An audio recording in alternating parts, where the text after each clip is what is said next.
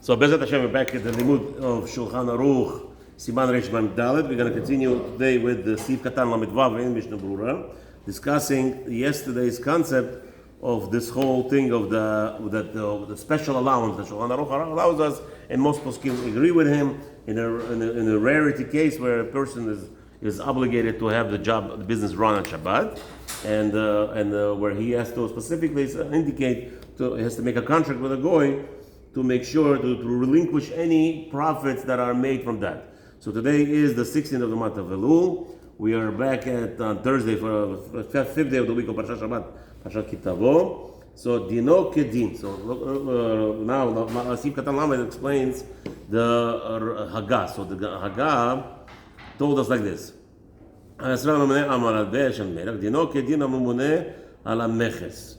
Okay, so what happened was we already yesterday discussed between the two differences between a person who buys collection rights of taxes. In those days, that's how the Jews made money, or a person who actually busy with minting coins for the government, or coins or monetary notes like today. So we said that the government obligates the guy who owns the minery to actually print a certain amount to have it in circulation, real actual amount. So he cannot come and say, I'm going to take off on Shabbos. He cannot do that because the law requires, it's a law that every time they print money, it has to be actually done according to the guidance of the government or the king in this case. So he says, Dino Kedin. So somebody who prints money is exactly like somebody who collects his taxes. So Mishnah Berurah wants to explain what does that mean. Therefore, what is going to teach you? What is that? Why do you have to point out? The Haggah had to point out that a person who runs minery, he is like the tax collector. It says like this. With me. ועל מותר לתקן הכסף לאין היהודי מבעוד יום בקיבולת שאם יעשה לו מן הכסף כך וכך ייתן לו כך וכך. So again, same thing. You could tell the goy that if you're going to print or you're going to mine for me the coins, the silver, whatever it is today, copper, whatever it is, that if you're going to produce a certain production, and there will be, what's his name? There will be a profit coming out of it. Obviously, the king pays according to what your production is. Okay? So therefore, you're going to give that to the goy. או שיזכיר לו הישראל הרווח שיעלה מזה בשבת לאחינו יהודי. Or let's say, so Israel, the Jew, obviously we cannot obligate till now. We understand that, right? As well, we cannot obligate a Jew to go hire different goyim that should be working for him. In reality, you want the same goyim who run the whole factory the whole week to be running the factory. Otherwise, you're going to have problems. So in this case, everybody will see that those goyim work for me throughout the whole week, right? So they might come to conclude that why I'm making them work for Shabbat for me, because they're still the same goyim. So what happens here is, that says Mishnah Berurah, you have to go actually and give away, you have to sign a contract with another goy and have your workers could work for them, they get paid from him now. He collects, or even though might be that you're collecting the check from the king is giving you the check, right? Right? For the Shabbat work. So how is that allowed? What's happening is like this. Like we discussed yesterday, so all your expenses are first covered. Let's say money, paper costs money, right? So all the paper I have to bring, the workers cost money, the laborers. So all that I'm allowed to take from the king's money, the payment for Shabbat to pay up. Not a problem. The problem is where the remnants, whatever is left over, so that you sign with a contract, or you could actually rent it to a goy. Rent it out in a contract. You could say either we have a contract that you get all the profits, or I'm renting you out the Sunday. That's your day also of profits. Okay. Now we shouldn't say that. It's all this is why we said, because the king will not even today government will not print money by you anymore if you cannot produce daily production. And it's specifically why I'm not saying that, because that's, again, we have to reiterate it. It's not, you can't reiterate enough that there is no way to say we'll do it after Shabbat. As I said, that's why we're talking about the minery. The mint has to produce. There has to be in circulation. Remember, the government shredded yesterday $1 billion. They need you to print today $1 billion. Without it, the whole government could collapse. So over here there is no choice. Okay, let me print it on Sunday. What do you mean? What Shabbos? You know how crazy they go in America? Government shutdown. Who's responsible? Trump or Schumer? You know that? The politics, listen to what's going on there? They fight cats and dogs. And they blame each other. The government shut down. The best thing for America is when they shut down the government. The best thing. But they go crazy. They start blaming. Oh, he caused the government to shut down. He caused the government. Trump doesn't care. He gets paid $1 a year. So he doesn't care. Trump, the Schumer guys, they're all crazy. Because remember, they're making all the money from the government, right? All this is ridiculous how they're doing the whole thing. People are poor, and the government are. The guy walks in there. What's his name? Obama walked into the office, came out $1 billion richer. What's going on with these guys? What are they doing there? Yeah. We all know what's going on there. It's all the context that they create. I wish it was a context that they made. You know how much money the guy sent to Iran? How much money? What do you think? There's no kickbacks from that. There's plenty of kickbacks. They're all brokers. There are plenty of kickbacks. Hashem Yerachem. Yeah. Okay. Now, Lamed Zayin. Shelo Yeshev Yisrael. So we said also, Haggah pointed out to us that the Jew should not be sitting outside of the store and watching the store. Ya'aneh, we said it's allowed, right? As long as he doesn't talk. Well, he wants to threaten the goy, like by his presence, the goy is not going to steal. So he wants to make sure everything is legit. So he's sitting outside. So he said, Shelo Yeshev HaYisrael she'izkir lo o shlucho. וכתב התז, that the Jew should not be sitting outside. So Taz wrote about that. דמשא אסור לשב שם, היינו כדי לדע מהי התעסקות שעושה היינו יהודי כדי לקבל ממנו חשבון על זה למחר. No, what was asur is for you to sit outside and start making calculations. You're sitting there for calculations, that would be asur.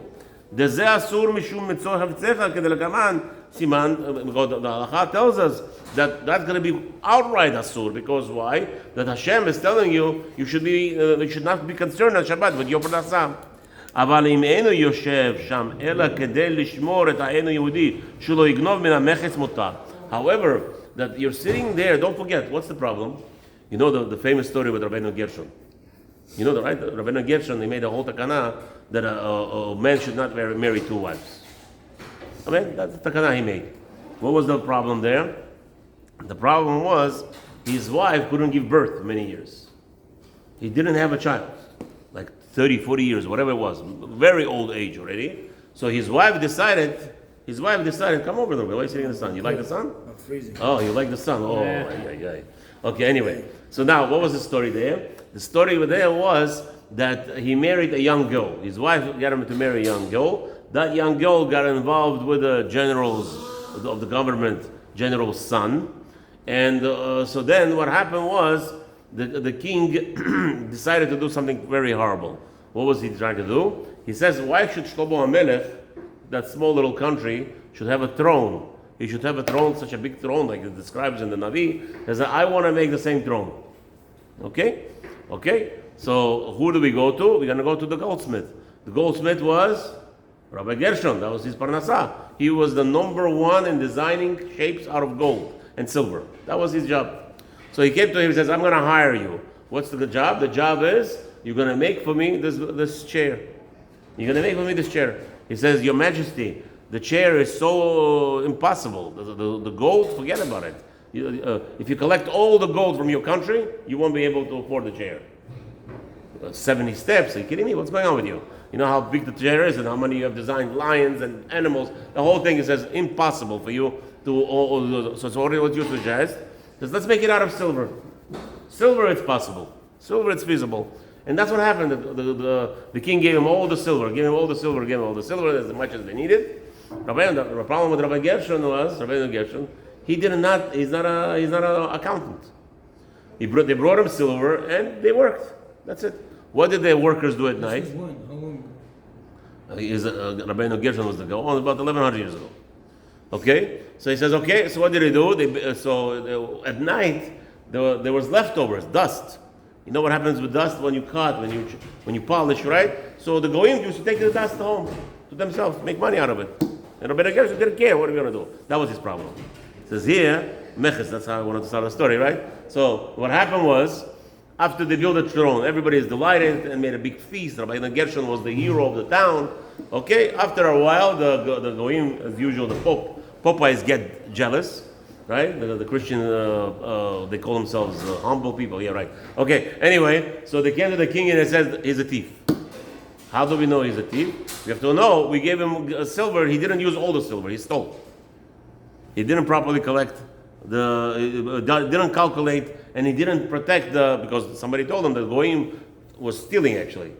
Yeah. So the goyim were stealing silver, and they came to the Christian popeyes and they told them, "Oh, we were stealing Christian." They in a confession room, right? So now this goyim said, "Oh, we got Rabbeinu Gershon.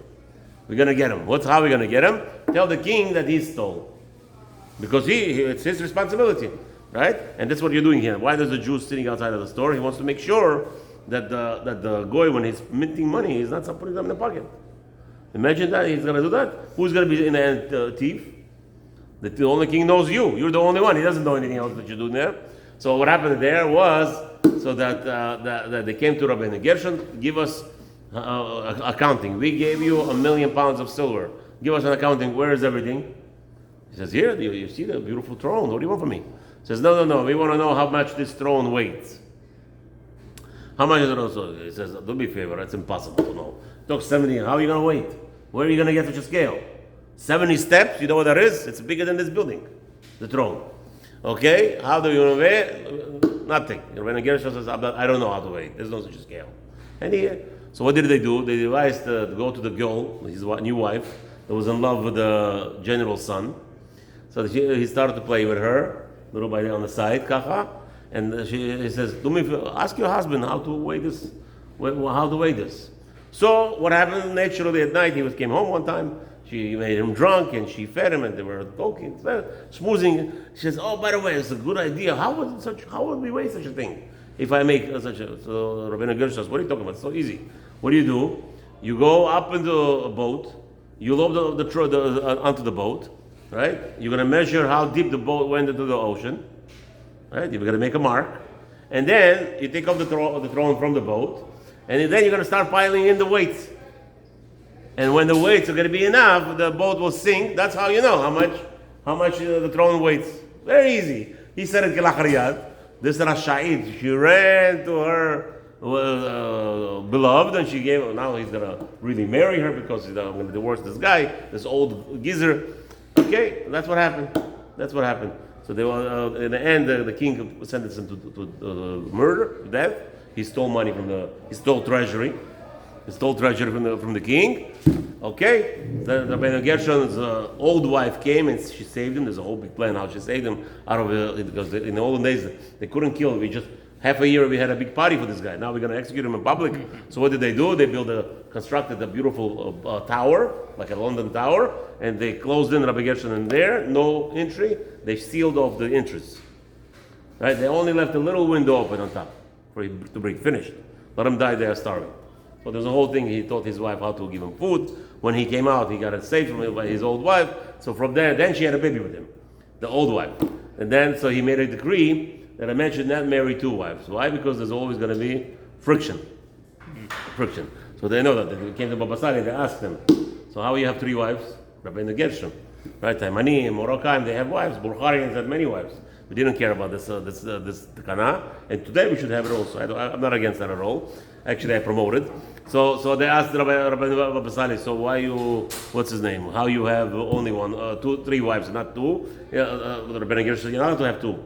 So he says, you're right. Rabbeinu Gershon said two is the problem. You have two wives. Let's go to Mormons. You know? Go to Mormons. Did you know? You'll find out the divorce rate there? You know the divorce rate in Mormons? Came out nothing. Three wives, and none of them have, by the way, two wives and more. Most of them have more than three wives. And that's the best shalom bayit in the world. Best shalom bayit in the world. The man doesn't torture the wife doesn't torture the man, and they actually have a tacharut. They actually have a competition. Who gets the man tonight? As we see in Yaakov and Leah, Rachel and Leah. But Hashem. So again, so that's what he says. Aval imena yoshev sham, okay? ומזה ניחא מה שנהגו מחזיקי רחיים שמהשר להושיב שם ישראל אפילו בשבת. So what happened was that many times that we had such a thing in the olden days. We had mills. The Jews were owning a lot of government positions. So in order to have not problems with the government, they would actually have the Jews sitting there on Shabbat while they're doing all the work. As long as that Jew was knowing not to talk to the workers, that was allowed. And this is how the Achronim explained that was the allowance. That was the allowance for being Jew present in the factories of even the factory that's owned by a Jew, as long as there is no way that you could close the factory on Shabbat. Have a wonderful day. Everyone needs to make parnasah, without any problems.